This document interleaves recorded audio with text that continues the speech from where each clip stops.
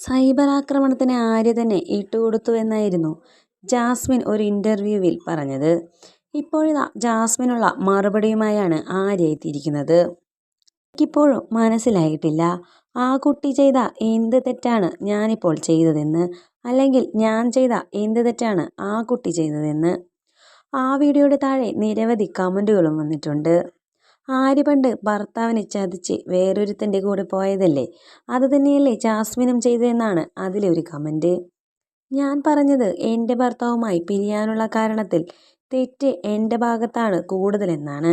അത് ഞാൻ അംഗീകരിക്കുകയും ചെയ്യുന്നു. ഒരു വിവാഹത്തിൽ തെറ്റു ചെയ്യുക എന്നാൽ ചതിക്കുക എന്ന് മാത്രമല്ലല്ലോ അർത്ഥം. അങ്ങനെ ആരെങ്കിലും പറഞ്ഞിട്ടുണ്ടോ? എനിക്ക് വേറെ കാമുകരുണ്ടെന്നൊക്കെ ആൾക്കാർ ചിന്തിച്ചു.